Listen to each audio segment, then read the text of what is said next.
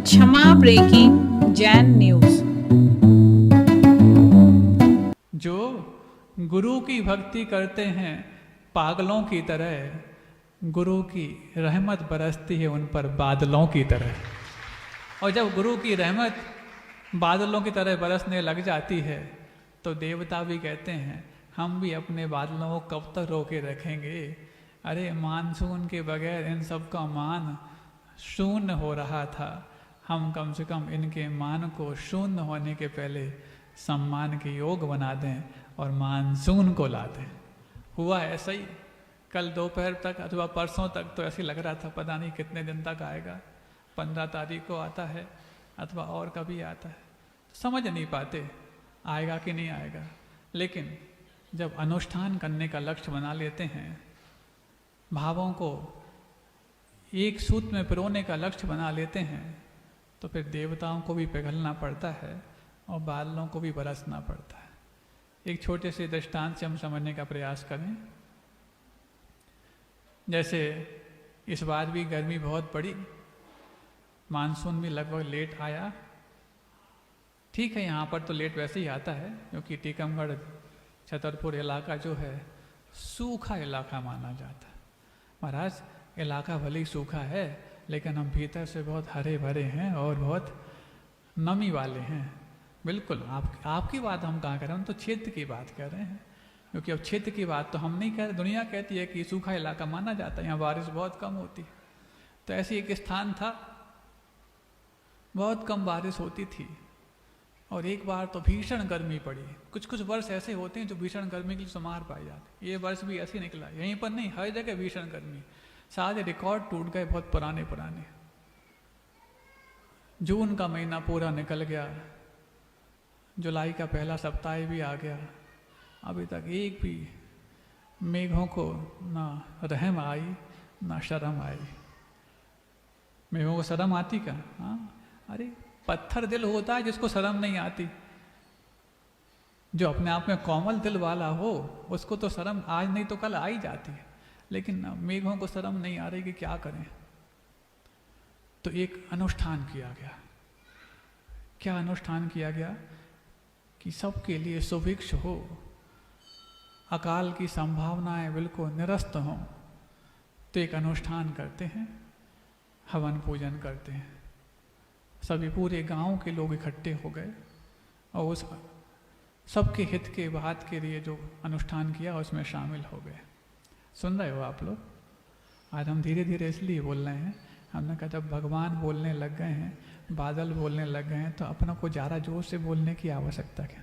और कुछ मत समझना, हम जोर से भी बोल सकते हैं, तुम क्या समझे कुछ और बात है क्या? हम तो सोचते रहते हैं कब किस टोन में, क्योंकि जब बात वजनदार हो तो आवाज़ को जोर देने की आवश्यकता नहीं, आवाज़ तो जोर तब देनी पड़ती है जब बात कमज़ोर हो जाती है। तो सुनो, अब अनुष्ठान प्रारंभ हो गया। 3 दिन का अनुष्ठान था वो। सबने भावना भाई, हे भगवान त्राही माम त्राही माम। त्राही माम समझते? त्राही मतलब रक्षा करो, माम यानी हमारी। त्राही सर्वेशाम कोई नहीं बोलता सबकी रक्षा करो, माम माम बोलते। ये माम माम कहने की आदत ऐसी हो गई है कि इसी में हमारी संकीर्णता और स्वार्थ निहित होते हैं। इसलिए पूज्य गुरुदेव हमेशा कहते थे, कभी भी आप जो अर्घ समर्पित करते हैं ना, मम काम वाम विध्वंसनाय, मम जन्म जरा मृत्यु विनाशनाय, ऐसा ना बोल करके सर्वेशाम काम वाण विध्वंसनाय, सर्वेशाम जन्म जरा मृत्यु विनाशनाय। सभी को कहो ना, वो सभी में आप तो आ ही जाते हैं। अरे जब इतना बड़ा लक्ष्य लोगे तो छोटा लक्ष्य तो प्राप्त हो ही जाएगा, लेकिन तुम शुरू में ही छोटा लक्ष्य ले लेते हो, उसके भी होने की संभावना कम होती है। बोलते यहाँ पर हो और वहाँ दूसरे काम होने लग जाते, तो इसलिए सबकी बात करो। तो वहाँ पर सबके कल्याण की भावना भाई जा रही। अब क्या करें? 2 दिन हो गए, अभी भी बादल रहम नहीं बरसा रहे। और तीसरा दिन था, अंतिम दिन था। उस दिन कुछ हवन वगैरह भी थे, जैसे होते ना विधान के बाद हवन होते, हवन थे। सबने भावनाएं भाई, सबने अनुष्ठान किए, सबने धर्म ध्यान किया, सब कुछ किया, कुछ समझ में नहीं आ रहा। लेकिन एक व्यक्ति था जो अपने साथ छाता लेके पहुंच गया। एक व्यक्ति था जो अपने साथ छाता लेके पहुंच गया। लोगों ने कहा ये और आ गया पहले से छाता लेकर के। वैसे थोड़ी बहुत संभावना लगती कि बारिश होगी, ये पहले ही टोटका लगा दिया। टोका बोलते हैं, क्या बोलते हैं? टोका लगा दिया। हाँ, टोटका नहीं, टोका। छाता लेके पहले ही आ गया, बारिश तो हो नहीं पाई। होता ना कुछ, जैसी बारिश हुई, हाँ हे शांत रहो, अभी होने तो दो कम से कम, पहले से टोका लगाते हो। छाता लेके आ गए भाई साहब। गर्मी का छाता लाते तो फिर भी ठीक है, बारिश का छाता लेकर के आ गए। उससे पूछा क्यों लेके आए छाता? छाता इसलिए लेकर आए कि मैंने विश्वास के साथ ये प्रार्थना की थी सबका भला हो जाए, विश्वास के साथ ये अनुष्ठान किया था सब जगह सुभिक्ष हो जाए। और आज मेरे विश्वास की परीक्षा है, और परीक्षा में मैंने इतनी अच्छी पढ़ाई करके परीक्षा को दिया है कि जब आप परिणाम घोषित होगा तो उस परिणाम को घोषित होते वक्त मुझे छाता की आवश्यकता पड़ेगी, इसलिए मात्र वो छाता लेकर के आया हूँ। बाकी सबको अपने उस अनुष्ठान के प्रति इतना विश्वास नहीं था कि अनुष्ठान पूरा होते ही बारिश होगी। मात्र एक व्यक्ति को विश्वास था, एक ही व्यक्ति को उम्मीद और भरोसा था कि मेरी जो भावना है वो कभी व्यर्थ नहीं जाएगी। ऐसे ही आप लोगों के यहाँ भी अनुष्ठान होने जा रहा है। लक्ष्य रखा है विश्व शांति महायज्ञ। भगवान की प्रतिष्ठा तो हो ही जाएगी। अरे भगवान तो स्वयं प्रतिष्ठित हैं, उनकी प्रतिष्ठा में तुम अपनी निष्ठा रखोगे तो उनकी प्रतिष्ठा भी आप बिंब के रूप में कर लोगे। वो तो प्रतिष्ठित हैं, 3 लोग की अग्रभाग पे जाके विराजमान हो गए, लेकिन बिंब को प्रतिष्ठित करना है, इसके लिए हमारे भीतर की निष्ठा कैसी हो, उस विश्वास के साथ हो। हे भगवान, जैसा जैसा इन 5 दिनों में हम अपने जीवन में प्रयोग जो करते जा रहे हैं, वो प्रयोग मात्र संयोग के रूप में नहीं, मात्र योग के रूप में नहीं, किसी वियोग के रूप में नहीं, वो तो ऐसे अपने जीवन के अधिष्ठान और अधियोग के रूप में हों जिनको प्राप्त करने के लिए आज तक का हमारा संसार विफल माना गया था, और आज वो विफलता को दूर करने के लिए हमने अपनी पूरी ताकत को झोंक दिया है। ताकत को झोंका जाता है कि ताकत को लगाया जाता है, हैं? बोलते क्या पूरी ताकत झोंक दो। झोंकी कहाँ जाती है? आग में झोंकी जाती है। और जहाँ आग ना हो, अच्छा आग में झोंकने के बाद वो ताकत रहती क्या? कोई चीज़ आँख में डाल दो तो वो बचती क्या? फिर ऐसा क्यों बोलते ताकत को झोंक दो, तो ताकत बचेगी बाद में? वहाँ पर कहना है जैसे आग में कब डालते कोई चीज़, अब इसकी अब कोई आवश्यकता नहीं है इसके बाद, तो ऐसा कहने में भली कहो कि ताकत झोंक दो, लेकिन ताकत झोंक दोगे फिर बचेगी कैसे? अलग अलग भाव होते हैं। तो ऐसे ही वहाँ पर पूरी अपनी ताकत को लगा दो।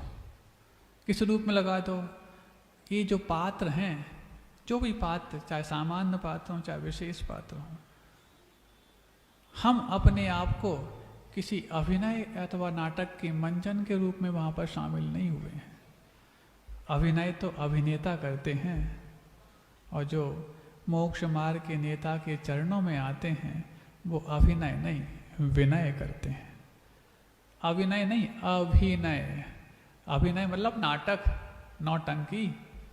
ये कौन करते हैं? अभिनेता। तो आप लोग अभिनेता के रूप में वहाँ शामिल हो रहे हैं कि विनेता के रूप में शामिल हो रहे हैं? विनेता वो होता है जो विनय करना जानता है, और अभिनेता वो होता है जो मात्र अभिनय करना जानता है।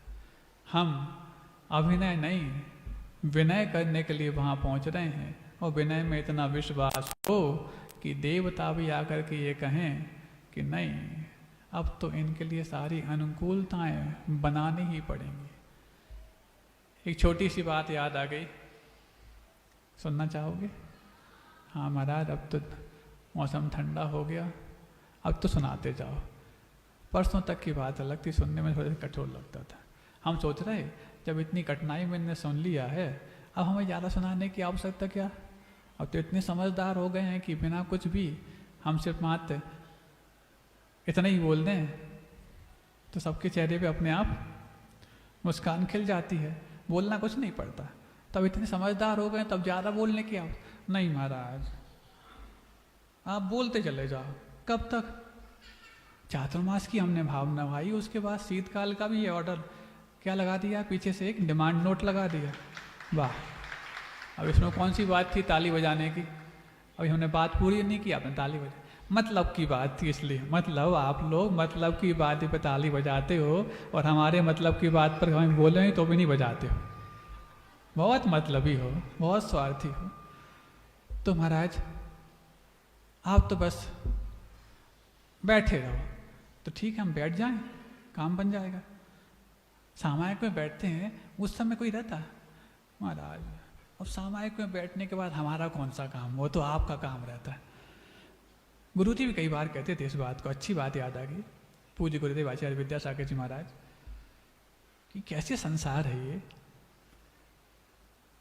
जब आहार कर रहे हों, भीड़ भाड़ धक्का मुक्की, प्रवचन के समय भी शांत नहीं बैठते, विहार कर रहे हो तो नारों से बिल्कुल हलाकान कर देते हैं।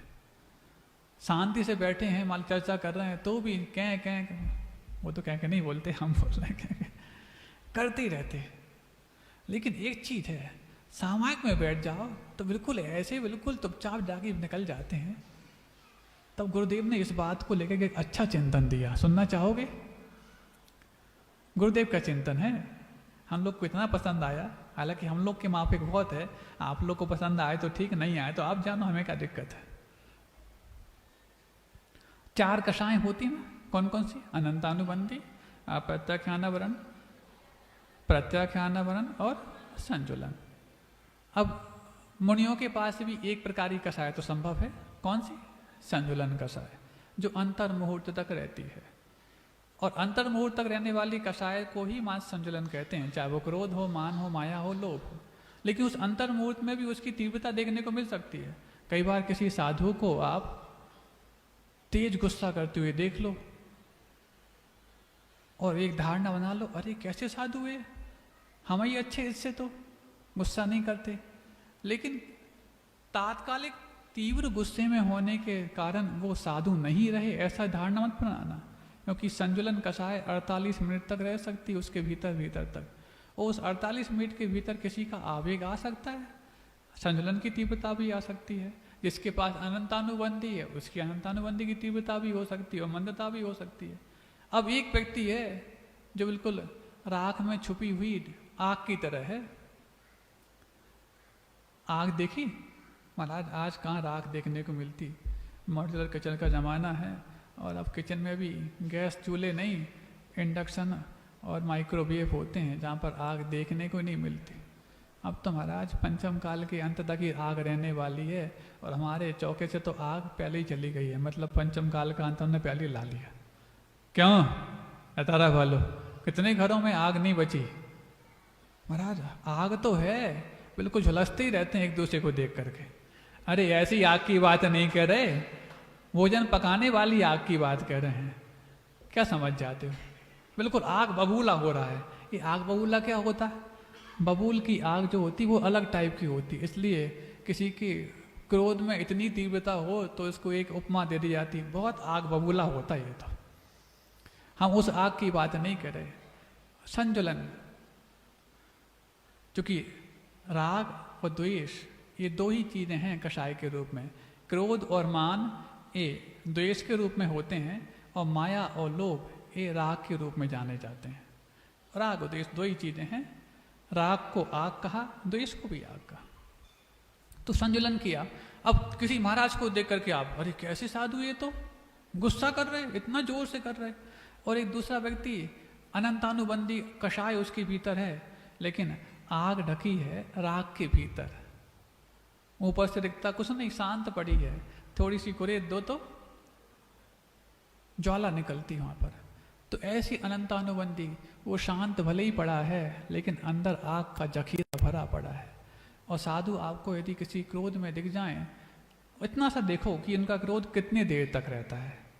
हाँ, यदि 48 मिनट के ऊपर पहुंच गया तब तो उस समय उनका गुणस्थान नीचे आ गया। लेकिन यदि उससे भीतर भीतर वो शांत हो जाते हैं तो ये नहीं कह सकते ये साधु नहीं है, ये अपनी साधु की मर्यादा के भीतर हैं। 48 मिनट के भीतर अपनी कषाय को अपने नियंत्रण में लेना जानते हैं, यही इनका साधुता का परिचय है। तो अब 4 प्रकार के कषाय हैं और 4 भी 4 प्रकार की हैं क्रोध मान माया लोभ के रूप में। संजुलन की लहरें होती हैं। गुरुदेव कहते जब किसी आप समुद्र के किनारे जाओ, गए हो कभी? महाराज समुद्र की बात भर गर्मी में कहते तो ठीक थी, अब बारिश के मौसम में समुद्र की बात करो तो फिर कैसे? अभी इतनी बारिश भी नहीं आई तुम्हें समुद्र की बात सुन के ठंड लगने लग जाए।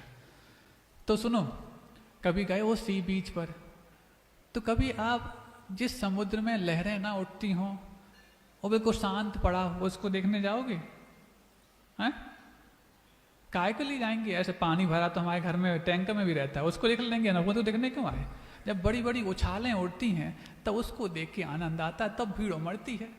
सी बीच पे जाके देखो समुद्र तट पर, वहाँ पर पूरा का पूरा फुल रहता है एकदम से। ठीक ऐसा ही गुरु जी कहते हैं, जब संजुलन की लहरें उठती हैं, कब?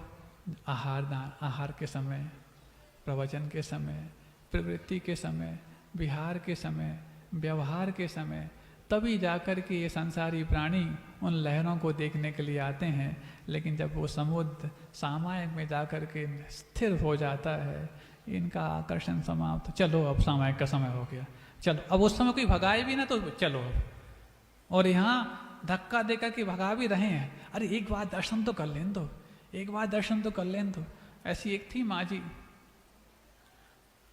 दुनिया में सबसे कठिन यदि कोई नौकरी होती है, सबसे कठिन यदि कोई जॉब होती है, तो वो होती है जो आचार्य विद्यासागर जी के द्वार पर गेट कीपिंग की होती है।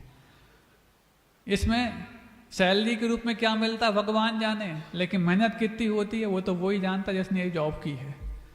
तमाम तिरस्कार सहन करना पड़ता, तमाम आरोप प्रत्यारोप सहन करने पड़ते हैं, लेकिन फिर भी अंदर से गुरु के प्रति भक्ति का भाव है जो इतना उसको डटाए रखता है, कोई बात नहीं, गुरु भक्ति में यदि इतना सहन करना पड़ा है तो ये तो आवश्यक है, क्योंकि ग्लानि और गाली इन दो को जीते बगैर सेवा होती नहीं, ये तो कल आप अच्छे से समझ चुके हैं। अब ऐसी एक था, विदिशा की बात है, और वहाँ पर एक व्यक्ति को कह दिया, किसी वहाँ पर जो वॉलंटियर्स थे, भाई थोड़ा सा हम भोजन के लिए जा रहे हैं, जब तक देखना अभी भीड़ ज़्यादा नहीं है, अभी आप संभाल सकते हो।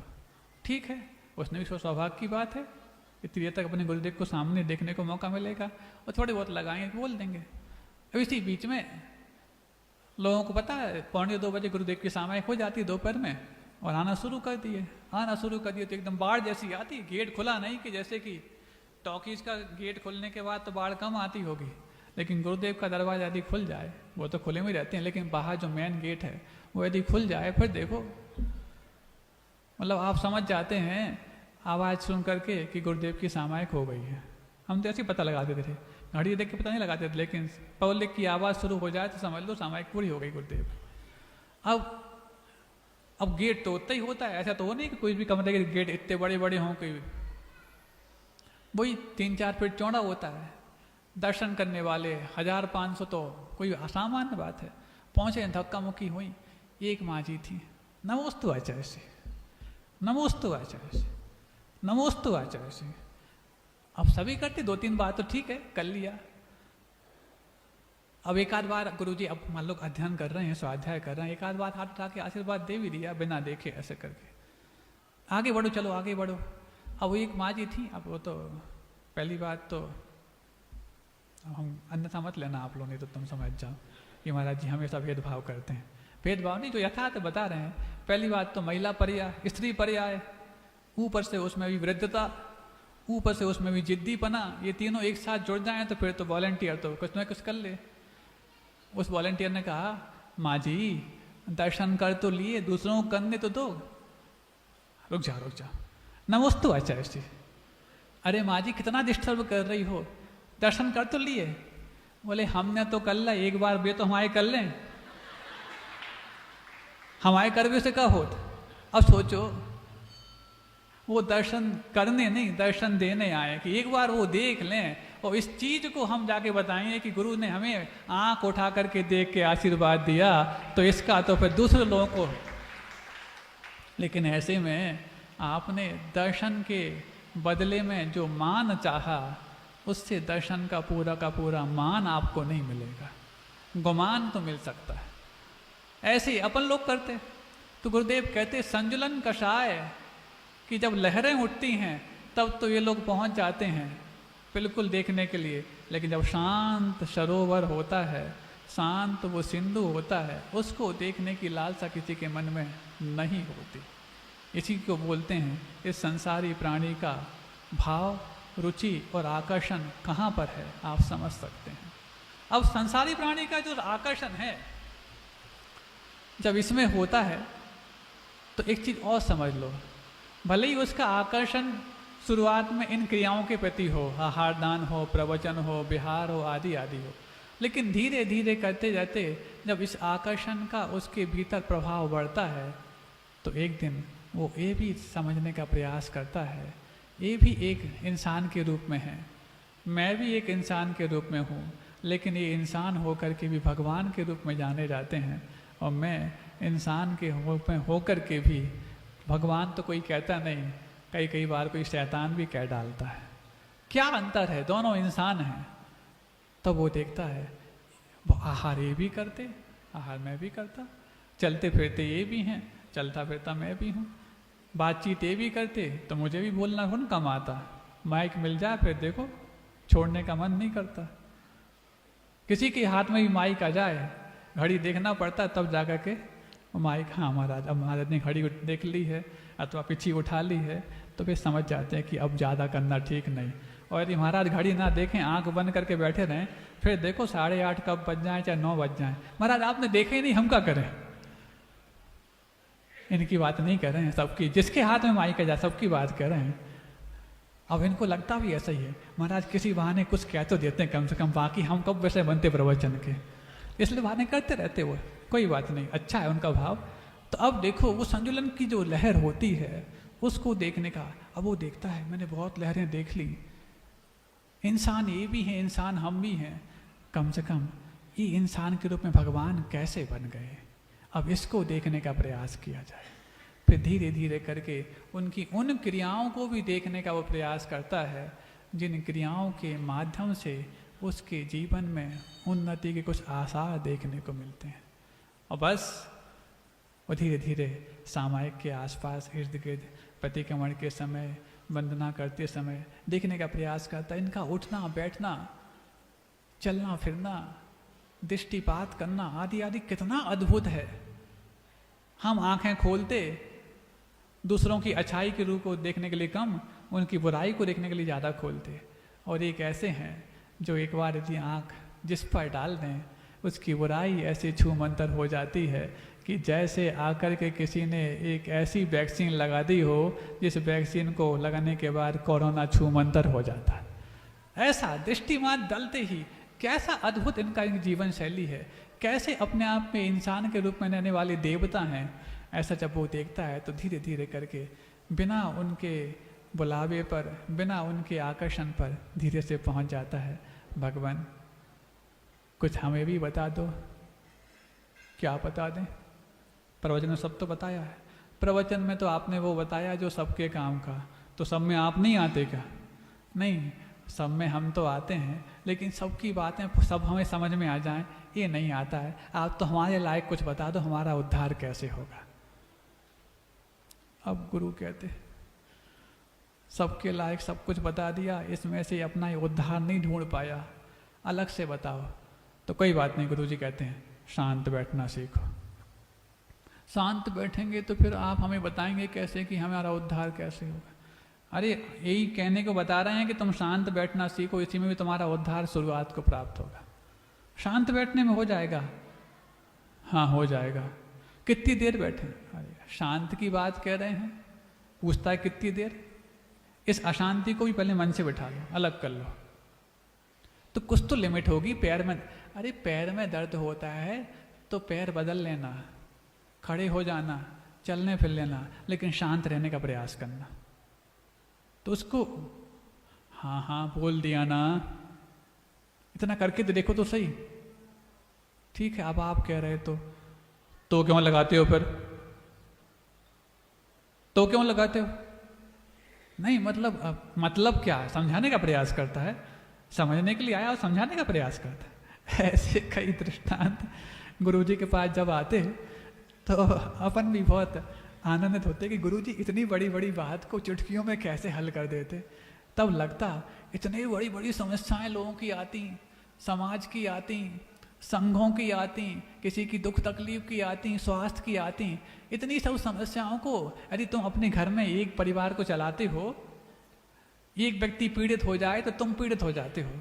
लेकिन वो कितनी की पीड़ाओं का हरण करते थे, लेकिन कभी खुद पीड़ित नहीं होते। चेहरे पे प्रसन्नता ऐसी बिखरी रहती, चाहे फोटो में देख लो, चाहे उनको साक्षात देख लो, ऐसा लगता है इनको देखने के बाद तो विशुद्धि हमारे पास ऐसी खिंची चली आती है जैसे कि रस्सी से किसी ने हमारे लिए बांध के खींच लिया हो। ऐसे अद्भुत व्यक्तित्व क्या है उनके पास? यही मात अंतर के परिणामों की निर्मलता है, जिस निर्मलता के माध्यम से कोई भी व्यक्ति उनका हो जाता है, उनको करना नहीं पड़ता, सब होते चले जाता है। अब इन सब चीज़ों को सुनकर के हमारे जीवन में निर्मलता हम कैसे ला पाएँ? और कल एक बहुत अच्छी बात कही थी कि आप लोग भी यदि अपने जीवन में पारमार्थिक संपन्नता चाहते हैं तो उसके तरीके भी हैं, और सामाजिक रूप में और आर्थिक रूप से संपन्न होना चाहते हैं उसके तरीके भी हैं। महापुराण में वर्णित हैं ये तरीके कि जो शांति धारा है, अभिषेक का जल है, जो जिन बिंब का आप करते हैं, उसके माध्यम से उसको यदि श्रद्धापूर्वक अपने माथे पर लगाते हैं तो इससे आपकी पारमार्थिक उन्नति होगी, आपके भीतर आत्मिक उन्नति होगी, आत्मिक शांति प्राप्त होगी। लेकिन यदि जो जन्माभिषेक का जल जो गंधोदक के रूप में तैयार होता है, ऐसे जन्माभिषेक का जल यदि आप धारण करते हैं तो इससे सांसारिक संपन्नता भी बढ़ती है। ये गुरुओं के वाक्य हैं और ग्रंथों के वाक्य।